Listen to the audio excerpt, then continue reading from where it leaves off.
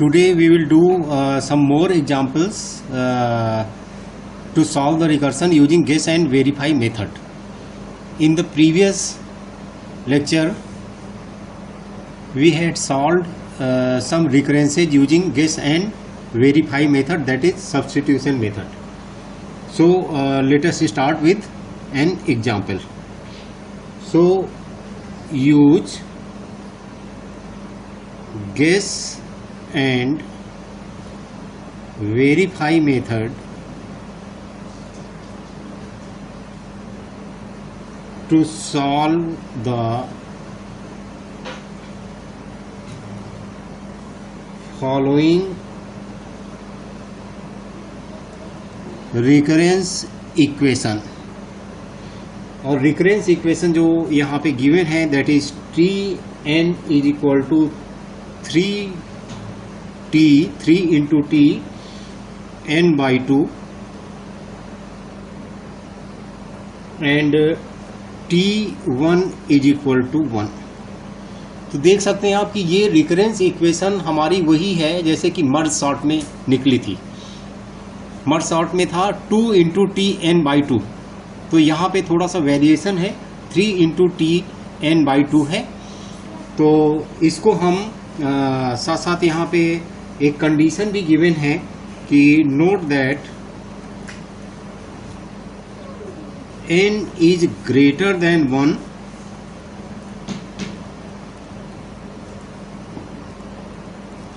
And A power of 2.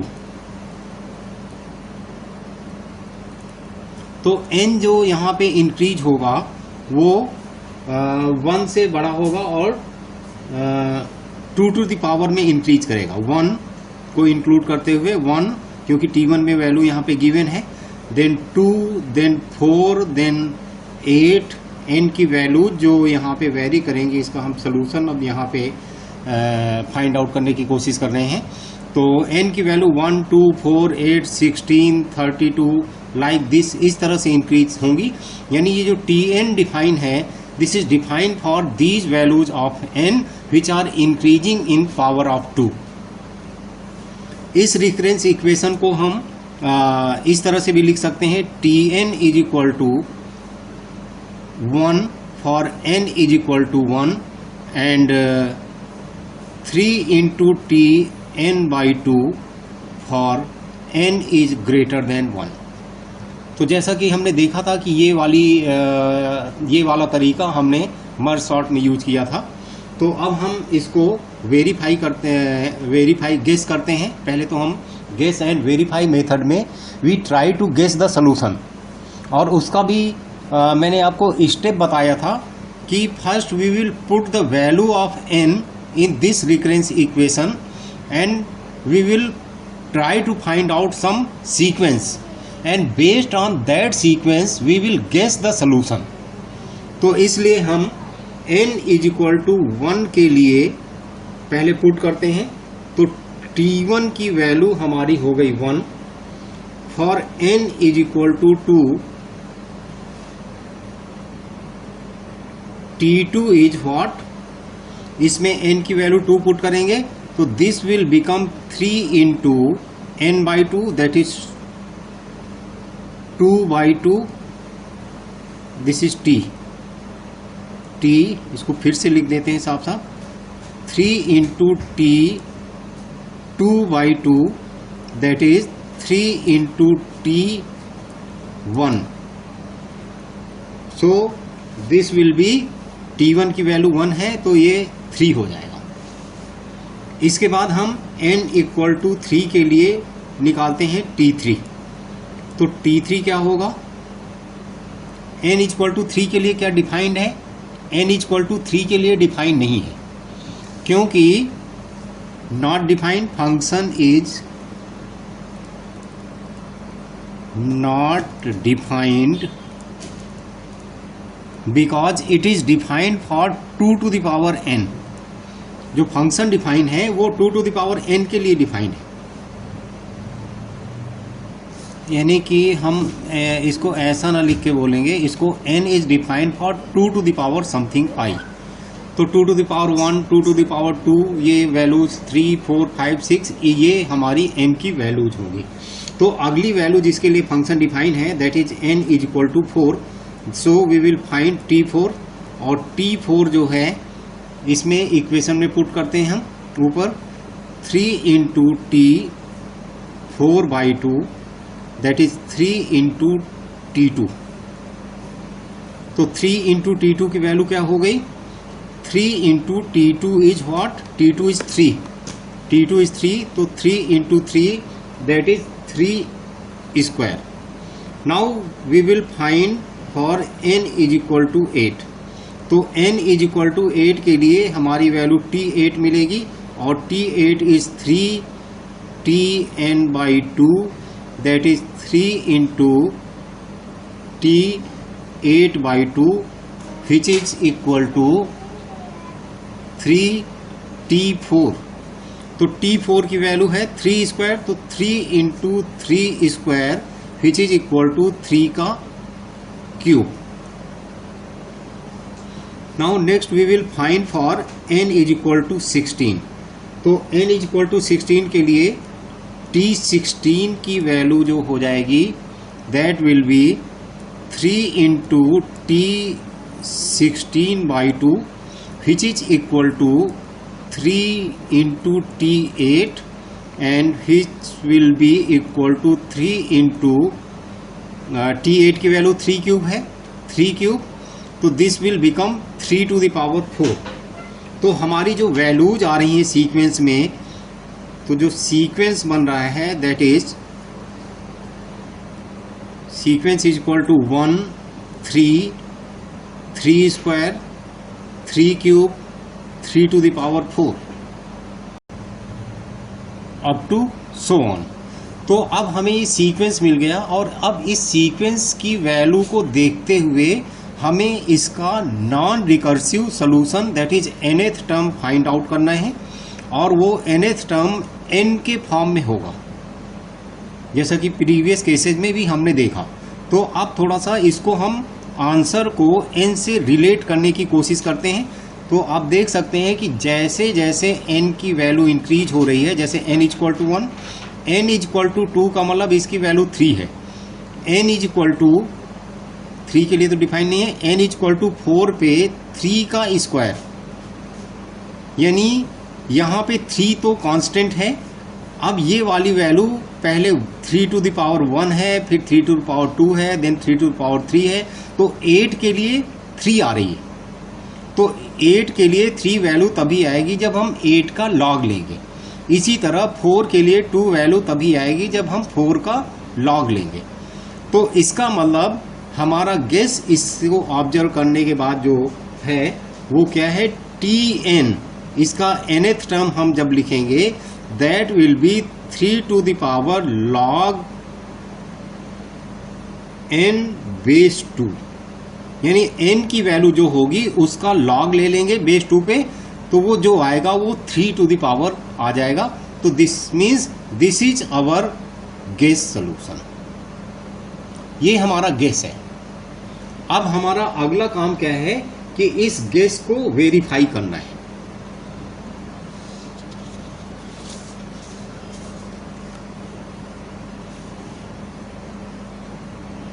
तो our guess is, दोबारा से लिख लेते हैं, Tn is equal to 3 to the power log n base 2. Now we will verify this using mathematical induction. So we will verify this using mathematical induction. तो mathematical induction के लिए हम first case में क्या करेंगे, n इज इक्वल टू 1 के लिए इसको हम वेरीफाई करेंगे कि ये ट्रू है कि नहीं। तो T1 की वैल्यू आ गई 3 to the power log 1 base 2। So log 1 base 2 will be 0, so this will be 3 to the power 0 is equal to 1। और हमने देखा था कि सीक्वेंस में या सीरीज में हमारा T1 की वैल्यू क्या आ रही है, T1 की वैल्यू हमारी 1 आ रही है। इसका मतलब ये हुआ कि this is true. Now second phase में हम क्या करेंगे, सेकेंड फेज में हम करेंगे let it is true for n is equal to k। तो अब हम इसे मान लेंगे कि ये जो हमारा गेस है वो n is equal to k के लिए सही है। तो इसका मतलब हम इसको लिख लेते हैं tk is equal to 3 to the power log k base 2। इसको हम ट्रू एज्यूम कर लेते हैं, लेट कर लेते हैं। थर्ड हमें इसे क्या करना है, इसको k is equal n is equal to k plus 1 के लिए प्रूव करना है। Now prove for based on this tk for n is equal to k, based on n is equal to k, assuming that this is true, prove that it is true for n is equal to k plus 1। तो अब हमारा ये हम लिखेंगे tk plus 1 is equal to 3 to the power log k plus 1 base 2। तो यहाँ पे जो हमें ये प्रूव करना था tk plus 1 is equal to 3 log k plus 1। तो अब देखिए जैसा कि प्रॉब्लम में गिवन था कि हमें n की नेक्स्ट वैल्यू के लिए प्रूव करना है, तो नेक्स्ट की वैल्यू प्लस 1 करके जो मिलेगी वो क्या होगी, आप देख सकते हैं यहाँ पे, क्योंकि n जो है 2 टू द पावर में इंक्रीज हो रहा है। तो प्रीवियस वैल्यू में अगर हम 2 से मल्टीप्लाई कर दें तो हमें नेक्स्ट वैल्यू मिल जाएगी। इसी तरह 8 में अगर हम 2 से मल्टीप्लाई कर दें तो ये नेक्स्ट वैल्यू मिल जाएगी। तो इसका मतलब अगर ये kth वैल्यू है तो k प्लस 1 की वैल्यू नेक्स्ट वैल्यू क्या होगी, प्रीवियस वैल्यू का डबल होगी। तो इसलिए हमें so we have to prove that t2k is equal to 3 to the power log 2k base 2। तो अब हम n की 2k वैल्यू जो हमारा रिकर्सन इक्वेशन थी, रिकरेंस इक्वेशन थी, रिकरेंस इक्वेशन को हम दोबारा से यहाँ लिख लेते हैं। Tn is equal to 3 into T n by 2, ये हमारी रिकरेंस इक्वेशन थी। इसमें हम n की जगह 2k पुट कर देते हैं, तो T2k is equal to 3 into T 2k by 2। So this will become 3 into tk। इसको अगर n के टर्म में भी अगर आप लिखना चाहें तो भी एक ही बात है, आप यहाँ t2n is equal to 3tn लिख सकते हैं।